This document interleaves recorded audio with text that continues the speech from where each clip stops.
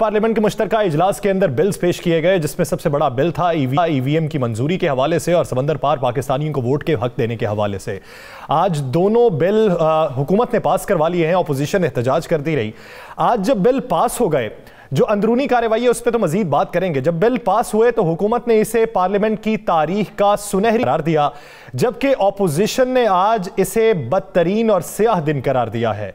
हुकूमती मौक़िफ़ यह है कि आज ऐवान ने ऑपोजिशन के मुंह पर जन्नाटेदार थप्पड़ रसीद किया है, जबकि ऑपोजिशन अददी अक्सरियत को लेकर भी तहफ़्फ़ुज़ात का शिकार रही। तो हुकूमत और ऑपोजिशन के दरमियान ऐवान के अंदर क्या खेल खेला जाता रहा, ऐवान के अंदर कितना हल्ला गुल्ला हुआ और कितनी हंगामा आराई हुई, पहले उसके मनाजिर मुलाहिजा कीजिए, फिर गुफ्तगू को आगे बढ़ाते हैं। पहले गिनती को ठीक किया जाए। मैं गिनती को चैलेंज कर रहा हूँ, गिनती गलत हुई है। एडवाइजरों के वोट लिए गए हैं। ये जो गिनती हुई है बिल्कुल ठीक हुई है।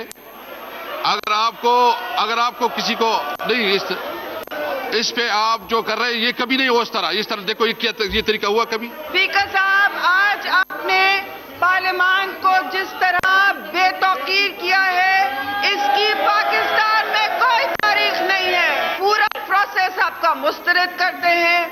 आपने हमसे जो वादे किए थे सुबह में और पूरे हफ्ते जाली वादे थे।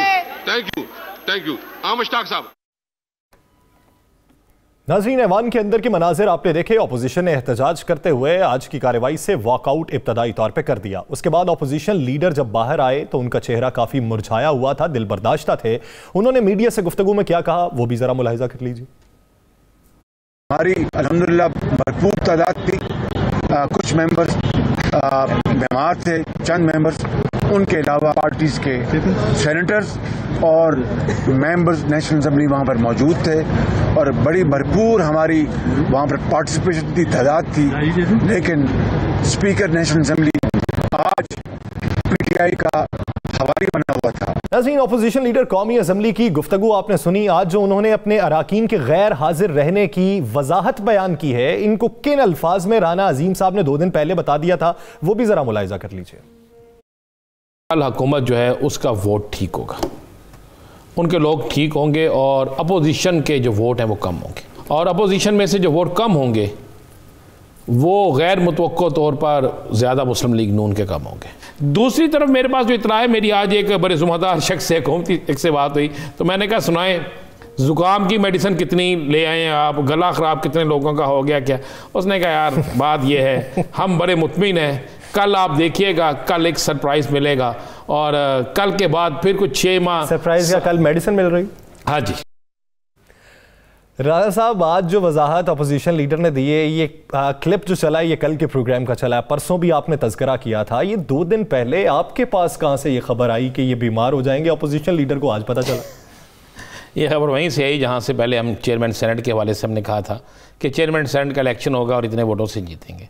ये खबर वहीं से आई जहाँ से ये सारा कुछ होता। देखेंगे सर, एक बड़ी क्लियर सी बात है, बहुत क्लियर और साफ सी बात है। बहुत से तजियाकार आपको पता है ट्वीट कर रहे थे, बहुत से तजियाकार प्रोग्रामों में कह रहे थे, बल्कि एक बड़े सीनियर तजियाकार ने तो कल ये कह दिया था जनाब कि बिल्कुल आपस में बड़े इख्तलाफात पैदा हो गए हैं, अदारों का और हुकूमत का टकराव हो गया है और इनको लाने वाले वापस भेजने पे तुले हुए हैं। याद है ना आपको, बड़ी मारूफ शख्सियत है। तो बात यह है कि हमने उस वक्त भी कहा था कुछ चीज़ें ऐसी होती हैं जिनके नाम नहीं लिए जाते, लेकिन अगर हमने कहा था कि ये होगा और हमारे प्रोग्राम में जब भी कोई ऐसी बात होती है वो हकीकत के साथ होती है, तो हमने कहा था ये होगा। और मैंने आपसे कहा था कुछ लोग बीमार होंगे और कुछ बीमार हो जाएंगे और बीमार होने के बायस नहीं आएंगे। और आज अपोजिशन लीडर ने यही बात की है। उन्होंने ये तो नहीं कहा कि पाकिस्तान से बाहर है, उन्होंने ये तो नहीं कहा किसी की गाड़ी रास्ते में रह गई है, उन्होंने ये तो नहीं कहा कि किसी को कुछ शादी थी, उन्होंने ये तो नहीं कहा कि जनाब किसी को किसी जगह जाना पड़ा। उसने कहा कि कुछ हमारे लोग बीमार हो गए थे। अब हमें ख्वाब तो नहीं आनी थी, इनके अंदर से लोग थे, मैं कह रहा हूं बहुत से लोग इनके अंदर से थे जिन्होंने हमें ये कहा कि जनाब कुछ नहीं होगा। बहुत सी चीज़ें तय थी। क्या ये शहबाज शरीफ साहब को नहीं पता था? क्या ये बिलावल साहब को नहीं पता था? क्या ये और दीगर जो लोग हैं उनको नहीं पता था? आप मुझे बताएं, पीपल्स पार्टी के जो 4 अहम तरीन लोग नहीं आए वो आम आदमी थे? वो कोई आम MP MNA थे? नून लीग के जो लोग नहीं आए वो क्या आम थे? भाई बड़े अहम लोग थे। वो नहीं है इसलिए नहीं है कि इन्हें ये पता था। आपने आज गौर किया, आप ज़रा अगर वो क्लिप आप सुना सकें जो मरियम ने कहा इस इजलास से पहले, याद करें मरियम ने इस इजलास से पहले कहा कि अदम एतमाद और दीगर मामला हम इसलिए नहीं कर सकते, उस अदम एतमाद लाने के लिए जिनकी हमें ज़रूरत है हम उनके पास जाना नहीं चाहते। ये लफ्ज़ कहा ना आज मरियम ने कोर्ट में, कोर्ट के बाहर जो गुफ्तगू है। तो मुझे बताएं इसका मतलब है कि ये जो मरियम ने चंद दिन पहले कहा था ना, एक पेज ठक फाड़ दिया था कि एक पेज वाले नहीं है, जो मुख्तलिफ कह रहे थे लोग कि कोई चीज़ एक पेज पे नहीं है, तो आज फिर दिल के अरमा आंसुओं में बह गए। आज एक चीज़ तो साबित हो गई कि हुकूमत के इत्तेहादी हुकूमत के साथ है, अपोजिशन तमाम तर जोर लगाने के बावजूद, तमाम तर मामला के बावजूद भी एक शख्स भी नहीं तोड़ सके, बल्कि अपोजिशन के जो गैर हाज़िर रहे हैं यासर लोग, वो गैर हाज़िर है। चले मैं आपको आगे की बात बता। अच्छा, वो जो 221 वाला फिगर है उसके ऊपर अपोजिशन जो बहस कर रही है, पहले 221 का फिगर आया था। वजीर इत्तलात जब गुफ्तगू करने आते हैं, वजीर ममलिकत फारूक हबीब साहब ये कहते हैं कि 222 वाला कुलिया है ही नहीं। वजीर इत्तलात ये कहते हैं कि हमें 223 वोट पड़े हैं, तो इसकी हकीकत क्या है? देखिए 223 वोट नहीं, 221 वोट पड़े। 222 वाला कुलिया इसलिए नहीं है कि आपका एक रुकने असम्बली जो है उसकी नशिस्त पे इलेक्शन हो रहा है, सही, मलक कीम साहब की 133 मलक परवेज साहब की, एक ने हलफ नहीं उठाया हुआ, तो आप किस तरह करेंगे? ये उस सूरत में होता है कि आपका ईवान मुकम्मल हो, मुकम्मल ईवान हो। जब आपका ईवान मुकम्मल नहीं है तो उसके बाद आप ज़रा माजी के बिल उठाएं, जुल्फ़िकार भुट्टो दौर के बिल उठाएं, जुल्फ़िकार भुट्टो शहीद के दौर के बिल उठा लें, आप मियाँ नवाज शरीफ दौर के बिल उठा लें। उसमें होता था अक्सरियत राय से जिसकी तादाद ज़्यादा होती थी वो बिल मंजूर हो जाता था। तो ये कानून है। अगर इसका हवाला बाकायदा आपने देखा, स्पीकर ने असद कैसर साहब ने बिलावल भुट्टो जरदारी साहब के बात का जवाब दिया था, उन्होंने आर्टिकल स्पीकर हर चीज़ सामने रख दी थी। ऐसा नहीं है, देखिए अब ये आटा गूंदे हिलनी क्यों है या सर, ये है कि अगर आपके पास बंदे पूरे थे, चले आप इस तरह करते, आप लोग पहले बाइकआउट करके चले जाते, कोरम पूरा ना होने देते, कोरम पूरा ना होता तो इजलास ना होता, यही होता ना। आपने कोरम भी पूरा किया, आपने सारा कुछ किया, अब आपके अपने लोग नहीं है तो आपने एक नई ले ली।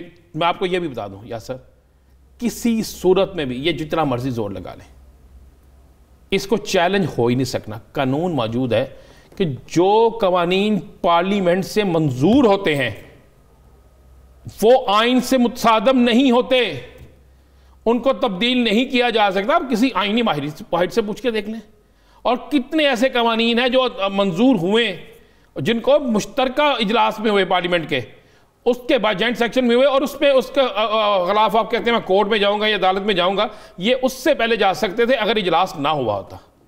कोई अगर ऑर्डिनेंस के जरिए आते तो फिर होता, ये तो ऑर्डिनेंस के जरिए आए भी नहीं, ये तो इजलास में हुआ सारा कुछ, तो ये किस तरह जाएंगे?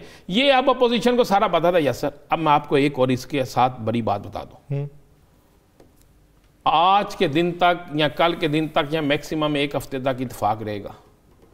आपको पता है कि इजलास के बाद किसका इत्तेफाक रहेगा? ये अपोजिशन का। तो आपको पता है इजलास के बाद एक बहुत बड़ा गिला हुआ मुस्लिम लीग नून से, शहबाज शरीफ साहब को ये गिला पहुँचाएगा पाकिस्तान पीपल्स पार्टी की तरफ से कि मियाँ साहब यहाँ पे तो हम इकट्ठे थे, हमारे चले कुछ लोग बीमार थे, आपके भी अगर बीमार थे तो कल जब मीटिंग हुई है उसमें क्यों नहीं बताया गया कितने लोग गैर हाजिर हो सकते हैं? उसके बाद उन्होंने कहा कि मियाँ साहब आप कहते हैं कि अंदर से तब्दीली लानी है, और तब्दीली लाने के बाद हम नई हुकूमत बनाएंगे, उसके बाद कुछ चेंजिंग करेंगे कवानीन में कि ये इस तरीके से इलेक्शन होने चाहिए, और फिर उसके बाद हम डिसॉल्व कर देंगे। इस फार्मूले पे हम काम कर रहे हैं। तो आपकी लीडर तो बाहर खड़ी हो के ये कह रही है कि मैं तो असम्बली के अंदर मानती ही नहीं तब्दीली को, बिल्कुल फौरी सब कुछ ख़त्म हो और नए इलेक्शन हो। तो मैं तो मियाँ साहब आपने हमसे कुछ बात करते हैं, बाहर कुछ बात करते हैं, ये क्या डबल गेम है? ये बाकायदा आज बात हुई है या सर।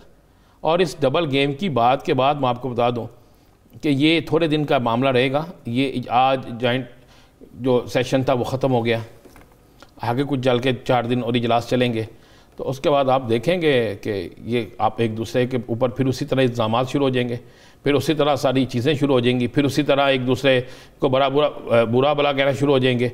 और मैं आपको ये भी बता दूँ कि आज के इजलास के बाद जहाँ पे बहुत से सियासतदानों पे, जहाँ बहुत सी अपोजिशन के अरमानों के बेबानी फिरा, बहुत से तज्जियाकारों के अरमान भी ख़त्म हुए, वहाँ पर मौलाना फजल रहमान की जो आखिरी उम्मीद थी वो भी टूट गई है। वो क्या थी? वो यही थी ना, मौलाना साहब को कहा गया था मौलाना साहब हमें हर तरफ से ओके हो गया है। ये जो हम सुन रहे थे ना कि हवाओं के रुख तब्दील हो गए, जो हम सुन रहे थे जनाब पेज फट गया, एक पेज पे नहीं है, जो मुख्तलिफ चीज़ें सुन रहे थे, वो मौलाना साहब बड़े मुतमिन थे। तो अगर आप उनकी कल की गुफ्तगू सुन लें जिस पे वो बड़ा कह रहे हैं कि पार्लियामेंट के अंदर बड़ा दिफा करेंगे और कल आपको नजर आएगा कि बड़ा कुछ होगा।